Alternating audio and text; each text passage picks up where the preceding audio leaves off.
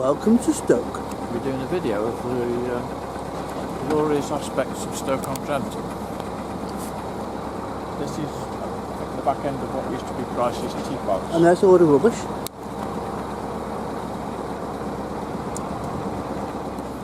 This is Longport. So one foot draft up there. Distance. That won't fit on this canal, so it's nearby road.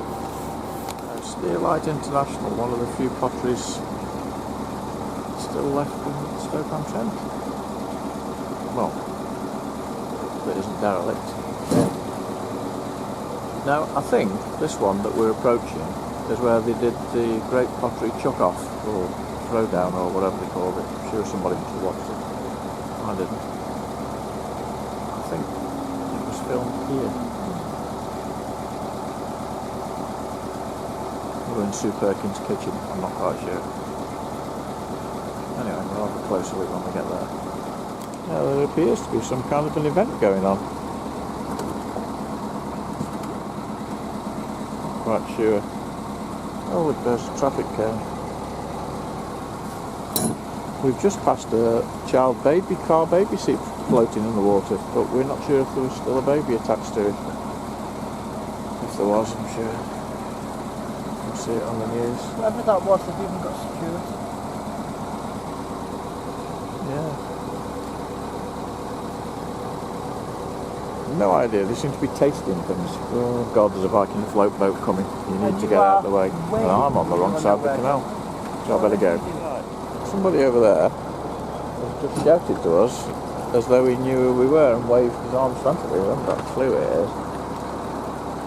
Middleport Pottery, there's obviously something going on, because there haven't been that many people around here since 1873. And they all were dressed in 1873. They were all dressed as though they were from 1873. Now we're just approaching the spot where a few years ago we were walking Jack the dog. I'm going to take over because the navigators make me feel sick.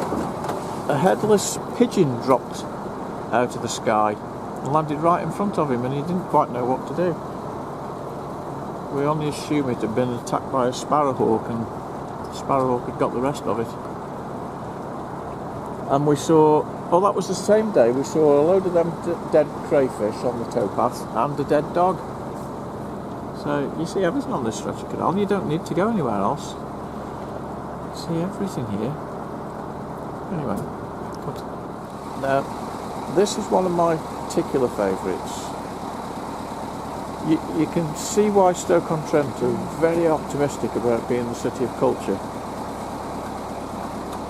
I mean, you don't get any better culture than that, do you?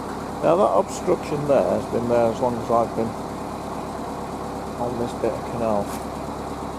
And it doesn't look as though it's going to be long before something comes down and joins it. I don't think my sun hat would be much protection, to be honest.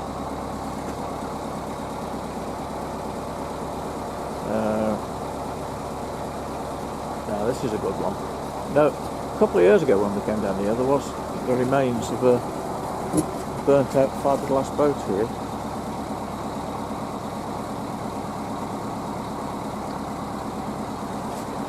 But I think the fishes have eaten what's left of it.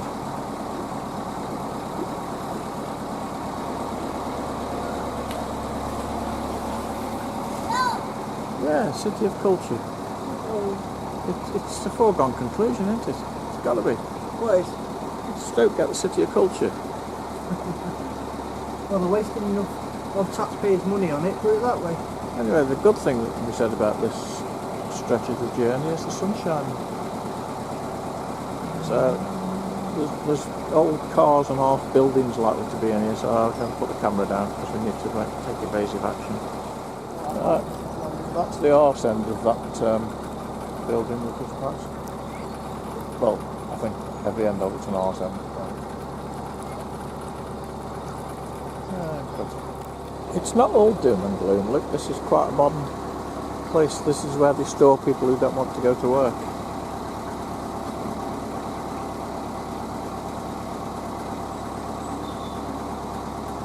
I suppose they've got to live somewhere.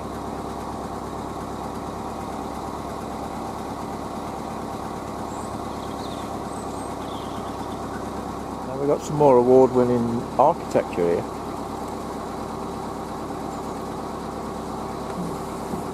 I think there's big clumps of something in the water once we get through this bridge, unless they've dynamited it away.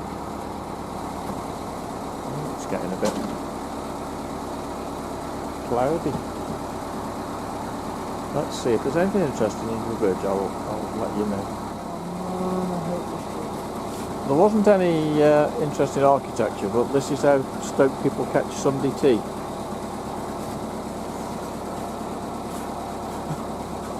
You're so cruising for a breathing job. You just are. I just say it as it is. I'll be back in a bit. Up in the distance is the Asda where we normally do our shopping. But we only drive in quickly and then drive out again. And Marks and Spencer's. And there's some more Stokies trying to catch the tea. We better go, in case we need to get the machine gun out. I've got to do an amendment to my previous statements, because we've just said we've never seen so many polite fishermen who've thanked us for our slow speed. What they don't realise is I always drive like an old granny, but it's nice to be appreciated. Anyway, on that note, I'll go back to sarcasm. So once again, it's not all doom and gloom. This complex houses Stoke-on-Trent's largest employer, which is Bet365. It's not very labour intensive, but it's a good way of parting with people who've got no money to part with the little bit that they have. And that's Stoke-on-Trent's employment claim to fame. Fabulous. So this is, I don't know what it's called now, it used to be the China Guard. Did you say that? Little marina in there.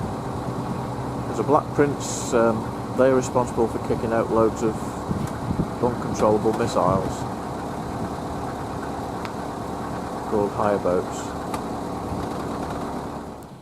Oh, it's busy here. We were going to go over there and get some water, but they're queuing up because we're going in that direction.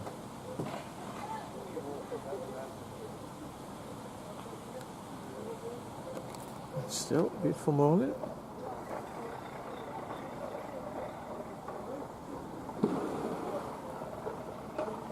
Oh, there we go, the lock's opening. Now, as you can see, this is Stoke locks. It's not a nice one. It's quite a new one, it's all concrete sided, it's quite deep, very heavy paddles, very heavy gates.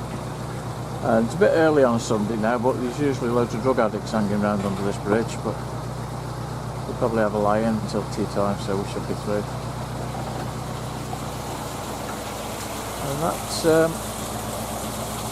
how you get through Stoke.